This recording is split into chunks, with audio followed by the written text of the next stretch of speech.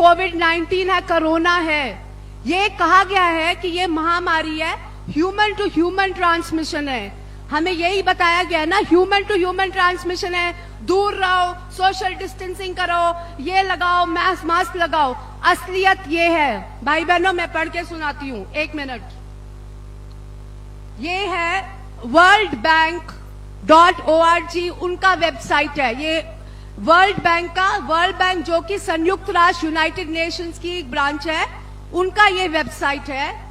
ये दे रहे थे medical test kits exports by country in 2018।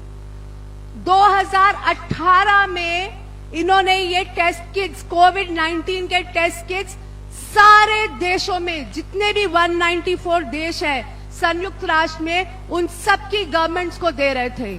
कहने का मतलब क्या कि सारी गवर्नमेंट की लीडर्स एक ही थाली की चट्टी पट्टी हैं। सारे के सारे मिलके आज अंधकार में हम सबको पागल बना रहे हैं। कहने का मतलब ये जो युद्ध है, ये 1% ऊपर के लोगों का और आम जनता 99% आम जनता का है। और अब मैं इसका और एक प्रूफ बताती हूँ। ये है न्यू वर्ल्ड ऑर्डर, जो मैं हमेशा पहले भी दिखा चुकी हूँ और अभी भी बताती हूँ। इसमें यूनाइटेड नेशंस एजेंडा, जिसको 2030 कहते हैं, इसमें इनका मुद्दा है। ये 1990 में बनाया था, ये मैंने नहीं बनाया, इन्होंने 1990 में बनाया था। इनका एजेंडा है 1 world government, end of national sovereignty, depopulation, mandatory multiple vaccination. कहने का मतलब वैक्सीनेशंस बहुत जरूरी होंगी, मैंडेटरी होंगी, इसी के लिए कोरोना लेके आए हैं। अगर आपको वैक्सीनेशन तब चाहिए होंगी जब बीमार होगे ना, तो बीमारी अपने साथ पहले लेके आए हैं ताकि हमें मैंडेटरी मल्टीपल वैक्सीनेशन लगे। और जो हमारे फार्मर्स का है, वो कहते हैं end of irrigation, end of private farms and grazing live stock. मतलब कि किसानों का अब कोई प्राइवेट फार्म्स नहीं होगा, इनकी कोई अपनी प्राइवेट प्रॉपर्टी नहीं होगी। और सबसे जरूरी जो मैं इनका पढ़ के सुनाती हूँ, United Nations agenda 21, sustainable development is the action plan to inventory and control all land, to control all land, all water, all minerals, all plants, all animals, all construction, all means of production, all information, all energy and all human beings। मतलब ये control करेंगे, ये इनका agenda है। Human beings को भी, plant को भी, सबको ये इनका एजेंडा है। जो बड़ी दुर्भाग्य की बात है, इस देश में जहां गली गली पे मंदिर है, गली गली में गुरुद्वारे हैं, गली गली में ईसा घर है, गली गली में मस्जिद है, उस देश में, उस पवित्र परमात्मा के देश में एक प्रधानमंत्री शैतान का काम कर रहे हैं और उनको शर्म नहीं आती है। वो शैतानों के साथ बैठे हैं और उनको शर्म नहीं आती है। और आज से हम 20 साल और भी लग जाए, उनको समझ नहीं आएगी, क्योंकि वो अंधकार में है। आज भी अंधे हैं वो, उनको नहीं समझ में आएगी। अब साथ संगत जी, ये तो अंदर जो हो रहा है, देश के अंदर जो हो रहा है, वो तो ये इसका चिट्ठा है। अब जो ये हमारे दूसरे देशों के साथ जो हमारे देश में कर रहे हैं, उसका भी मैं चिट्ठा आपको खोल के बताती हूँ।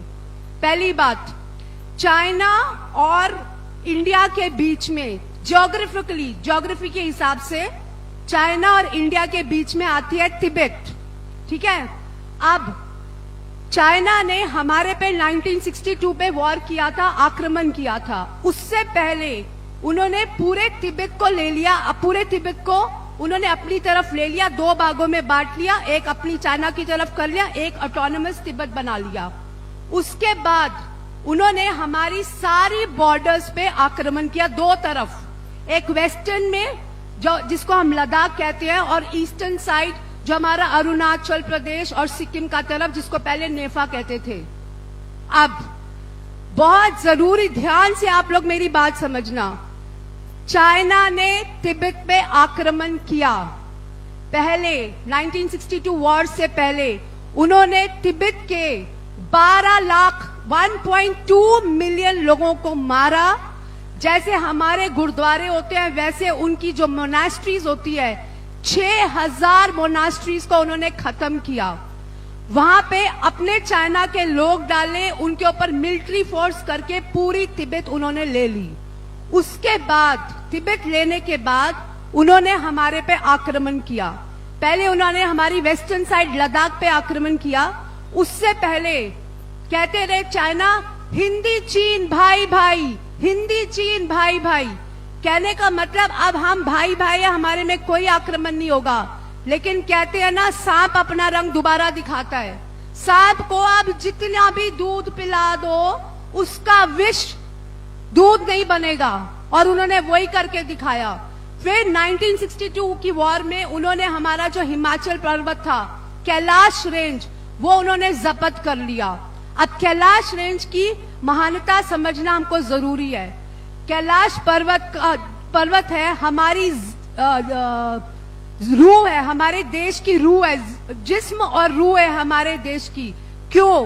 क्योंकि वहीं से सारी रिवर्स वहीं से फ्लो होके आती है। हमारी ब्रह्मपुत्र हो गई, गंगा हो गई, सतलुज हो गई, सारी वहीं से होके तिब्बत में जाके यारलंग ज़ैम्बू बनती है, अरुणाचल में आती है, तो उसको ब्रह्मपुत्र कहते हैं।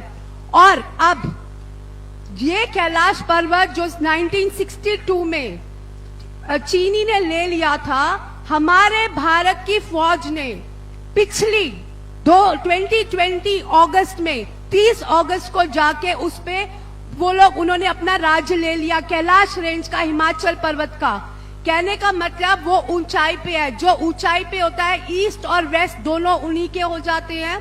प्लस जो हमारी तरफ में आता है, जहां पे मिलिट्री बेस बना सकते हैं, जहां पे सारे वेपन्स रख सकते हैं, उस जगह को बोलते हैं चुशुल बाउल।